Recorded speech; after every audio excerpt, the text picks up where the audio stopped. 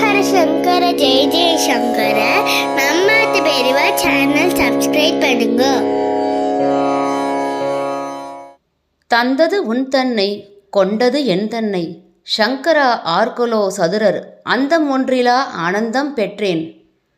இது மாணிக்கவாசகர் பாடின திருவாசகம் கோவில் திருப்பதிகத்தில் இருக்கிற ஒரு வரிகள்.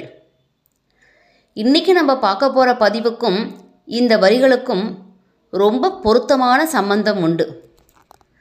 பிரதோஷ மாமாவுக்கும் பெரியவாளுக்கும் இடையே நடந்த ஒரு சம்பாஷணை, ஒரு ஆத்மார்த்தமான உரையாடல், மானசீகமாக அவள் எடுத்த முடிவுகள், இதை எப்படி வேணாலும் சொல்லலாம்.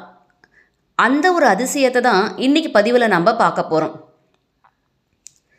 மகா பெரியவாளுக்கும் பிரதோஷ மாமாவுக்கும் மனசளவில் அப்படி ஒரு புரிதல் இருந்ததுன்னே சொல்லலாம். அதிகாலையில் 4 மணிக்கு பெரியவா தரிசனத்தின் போது ஒரு நாள் பிரதோஷ மாமாவை தன் பக்கத்தில் கூப்பிட்டா மகா பெரியவா. கூப்பிட்டு, உனக்கு மாணிக்கவாசகர் பாடின திருவாசகம் கோவில் திருப்பதிகத்தில் வரிகள் ஏதாவது தெரியுமோ அப்படின்னு கேட்டார். பிரதோஷ மாமா பதில் சொல்கிறதுக்கு முன்னாடி தானே பெரியவா திரும்ப ஆரம்பித்தா. தந்தது உன் தன்னை கொண்டது என் தன்னை சங்கரா ஆர்கொலோ சதுரர் அப்படின்னு பாடியிருக்கா. எங்கே அந்த வரிகளை நீ திருப்பி சொல்லு அப்படின்னு பிரதோஷ மாமாவை சொன்னா பெரியவா. அப்படியே பிரதோஷ மாமா திருப்பி சொல்ல மகா பெரியவாளும் அதே வரிகளை திரும்ப சொன்னான். ஏதோ ஒரு மந்திர உச்சாடனம் மாதிரி தந்தது உன் தன்னை கொண்டது என் தன்னைன்னு பெரியவாளும் பிரதோஷ மாமாவும் மாறி மாறி சொல்லிகிட்டே இருந்தா. நிசப்தமான அதிகாலை வேளை. இந்த மாதிரி பெரியவாளும் பிரதோஷ மாமாவும் இதையே திருப்பி திருப்பி சொல்கிறத கேட்டு அங்கே இருக்கிறவா எல்லாரும் அதிசயத்து போயிட்டா. இப்படி ஒரு பாக்கியம் யாருக்கு கிடைக்கும்னு நினச்சார் பிரதோஷ மாமா. க்ஷண நேரத்தில் பொலன்னு அவள் கண்ணில் தண்ணி கொட்டிடுத்து. இந்த சம்பவம் நடந்ததுக்கு அப்புறம் அடுத்தடுத்து நிறைய ஆச்சரியங்கள் நடந்தது.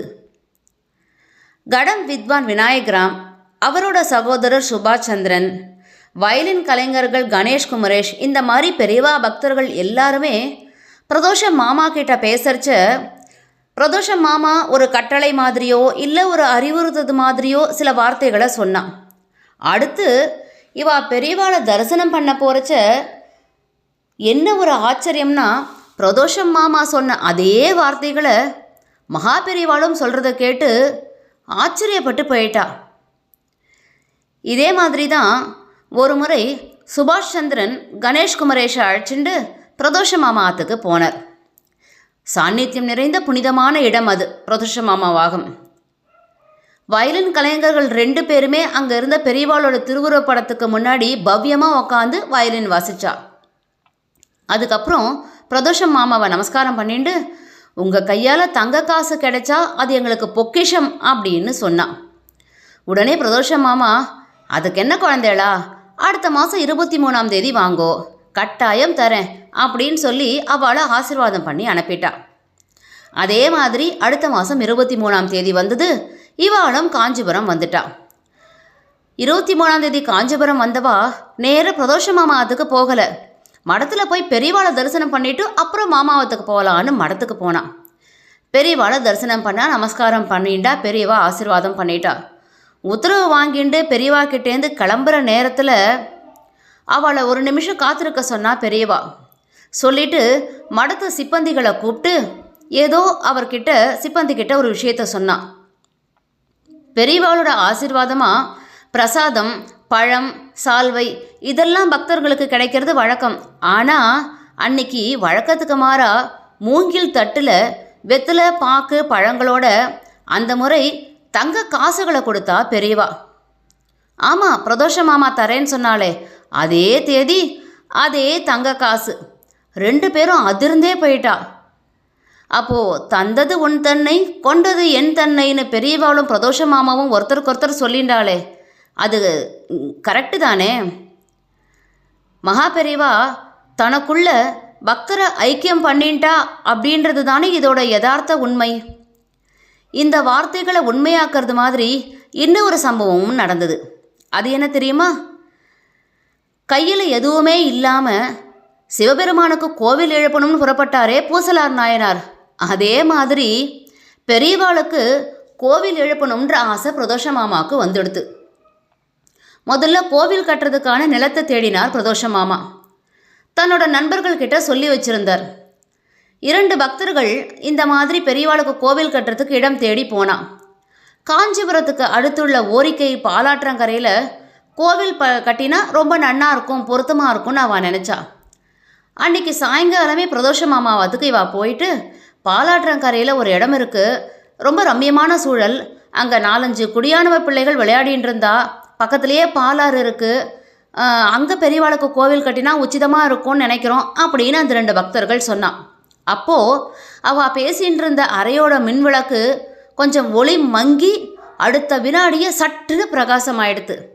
இதை பார்த்து பிரதோஷ மாமா இது நல்ல சகுனமாக இருக்கே அப்படின்னு பூரிச்சு போயிட்டு உடனே பெரியவாளை தரிசனம் பண்ணுறதுக்கு கிளம்பி போயிட்டா. அப்போக்கி அவரோட மனசில் இருந்த ஒரே பிரார்த்தனை, கோவிலுக்கான இந்த நிலத்தை சூக்ஷ்மமாக பெரியவா அங்கீகரிக்கணும் அப்படின்ற ஒரே எண்ணம் மட்டும்தான். மடத்துக்கு போய் சேர்ந்தாச்சு. ஆனால் பெரியவா விஸ்ராந்தியாக ஓய்வெடுக்க போயிட்டதுனால திரை போட்டிருந்தா. பிரதோஷ மாமாவுக்கு வருத்தம் ஆயிடுத்து. பெரியவாளை தரிசனம் பண்ணணுமே, நம்மளுக்கு பெரியவா இதுக்கு சூக்ஷ்மமாக ஓகே சொல்லணுமே அப்படின்ற ஒரு வருத்தம். அந்த வருத்தம் கொஞ்சம் கொஞ்சமாக பிரதோஷ மாமா மனசில் ஒரு பெரும் கவலையாகவே மாறிடுது. அந்த நேரம் மடத்தில் கைங்கரியம் பண்ணிட்டு இருந்த வேதபுரி அப்படின்றவரை கூப்பிட்டா மகா பெரியவா. வேதபுரியும் பெரியவாளுக்கு பக்கத்தில் போனார். அப்போது பெரியவா சொல்கிறது பிரதோஷ மாமா காதில் நல்லா தெளிவாகவே கேட்டுது. பெரியவாளுக்கு சொப்பனத்தில் கண்டதா பெரியவா சொன்னாலாம், காஞ்சிபுரத்துலேருந்து 4 கிலோமீட்டர் தூரத்தில் வந்தவாசி போகிற வழியில் நான் போயின்ட்டுருக்கேன். அங்கே ஒரு மணல் மேடு இருந்தது. 4-5 குடியானவ பிள்ளைங்க அங்கே விளையாடின்னு இருந்தா.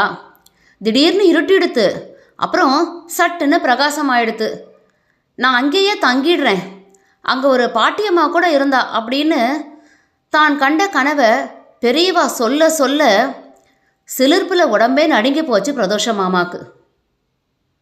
எதுக்காக நாம் இங்கே வந்தோமோ அதற்கான சம்மதத்தை ஸ்ரீ மகா பெரியவா நான் அங்கேயே தங்கிடுறேன் அப்படின்னு சூக்ஷ்மமாக சொன்னது யாருக்கு தான் தூக்கி வாரி போடாது சொல்லுங்க.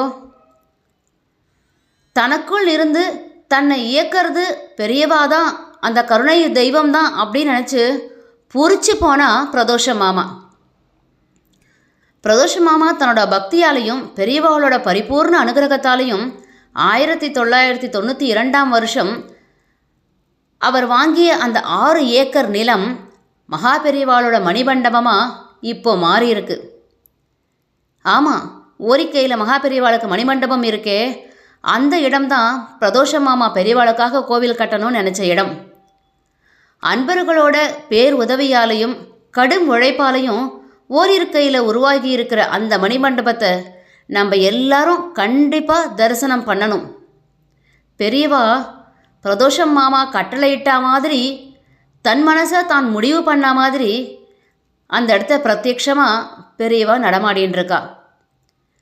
மணிமண்டபத்தில் பெரியவாளை தரிசனம் பண்ணி அவரோட பேரருளை எல்லாரும் பெறணும்னு பிரார்த்திக்கிறோம். ஹரஹர சங்கர ஜெய ஜெய சங்கர. ஸ்ரீ மகா பெரியவா சரணம்.